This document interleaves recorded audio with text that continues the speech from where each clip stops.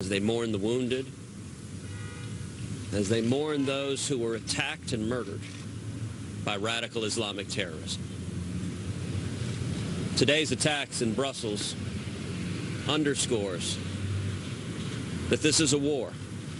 This is not an isolated incident. This is not a lone wolf. This is a war with radical Islamic terrorism. ISIS has declared jihad on Europe and on the United States of America. They have declared their intention to murder as many innocents as possible. And it is long past time that we had a president who will acknowledge this evil, will call it by its name, and utilize the full force and fury of the United States to defeat radical Islamic terrorism, to defeat ISIS. Until they are defeated, these attacks will continue. Until ISIS is utterly destroyed, they will continue to carry out acts of terror, continue to murder, whether at a subway station, whether at an airport, whether at an opera house in Paris, whether at a community center in San Bernardino. Their target is each and every one of us. And we need a president who sets aside political correctness. In the wake of Brussels, we don't need another lecture from President Obama on Islamophobia. We need a commander-in-chief who does everything necessary to defeat the enemy. And we need to immediately halt the president's ill-advised plan to bring in tens of thousands of Syrian Muslim refugees. Our vetting programs are woefully insufficient. This administration has no means of preventing those refugees from being ISIS terrorists. ISIS has stated its intention to infiltrate those terrorists, those refugees, with terrorists coming to America to commit acts of jihad. And the time for the president's political correctness has passed. The first priority of the commander-in-chief should be keeping America safe. Senator, so beyond Syrian refugees, is it time for the U.S. to close its borders to all Muslims as Donald Trump suggested? It is time for us to implement serious vetting, and we should not be allowing anyone to come to this country that we cannot vet to make sure that they are not radical Islamic terrorism. That's part of the problem of not defining the enemy. When you don't define the enemy, then you don't have screening programs designed to keep them out. And I would note, if you look at the San Bernardino terrorists, the female terrorist had publicly posted on social media calls to jihad, and yet the Obama administration, in yet another nod to political correctness, refused even to look to social media. That is an example of the myopia of this administration, and it's politically driven. It's not that they cannot see the threats of terrorism, it's that they refuse to look at, acknowledge, or name the threats of terrorism because it is inconsistent with their political objectives. Senator, why are you more qualified than Donald Trump said?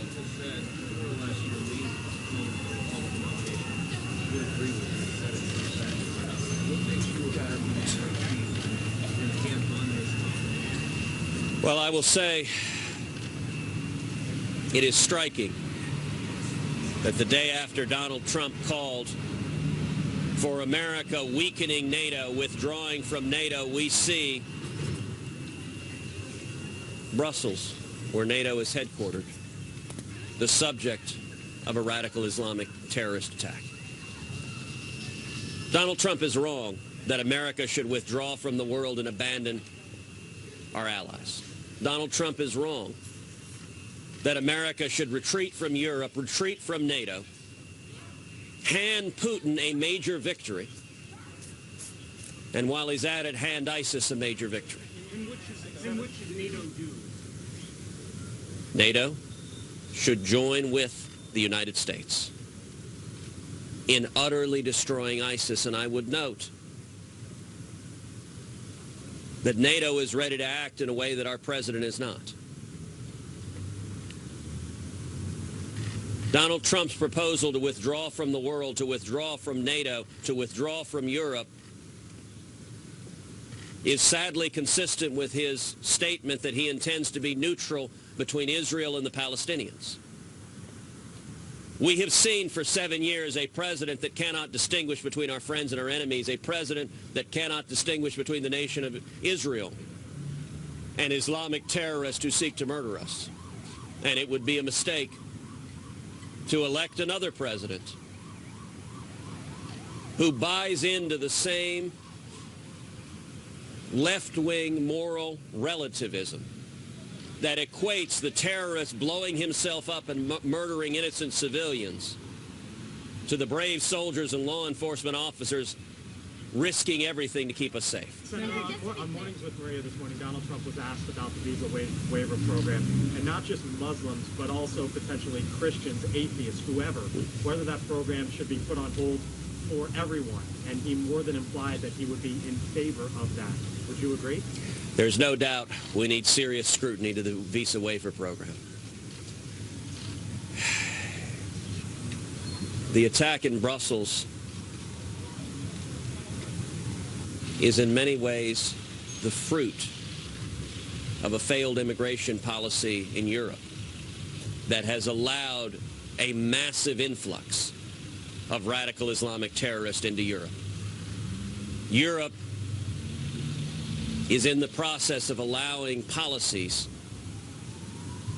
to fundamentally threaten the safety and security of its citizens. That is a mistake. And the visa waiver program was designed for a different era when those from Europe were not perceived to be threats. When Europe's immigration policies allow radical Islamic terrorists to make Europe their home,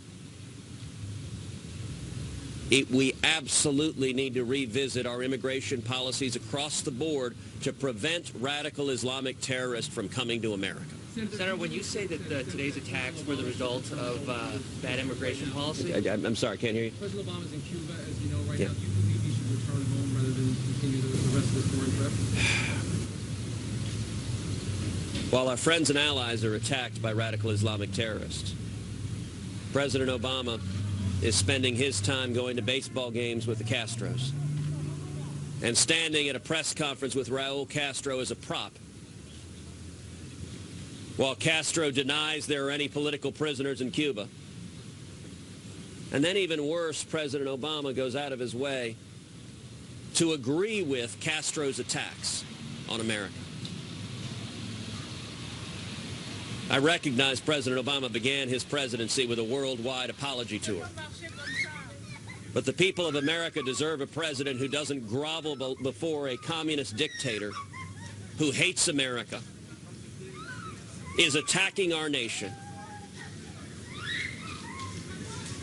And instead of the president enthusiastically agreeing with the Castros on his attacks with America, we need a president who will stand up and defend America as the greatest light of freedom the world has ever seen. No other nation has spilled more blood, has spent more treasure, has lost the lives of more children, preserving liberty, preserving the lives of others than has the United States of America.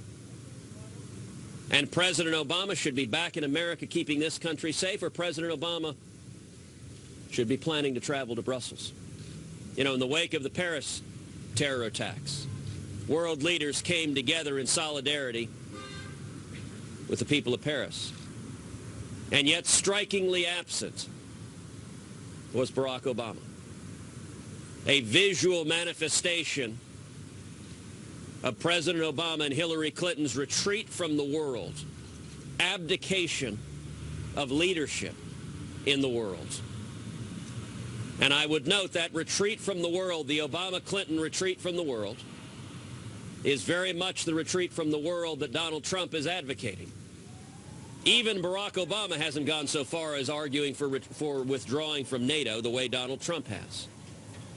And the way to respond to terrorist attacks is not weakness, is not unilateral and preemptive surrender, abandoning Europe, withdrawing from NATO, as Trump suggests, is preemptive surrender. Senator Ted Cruz seeking to define his reaction to what happened in Brussels. Apart from Donald Trump's reaction, he said that we cannot beat this issue of radical Islamist violence across the country.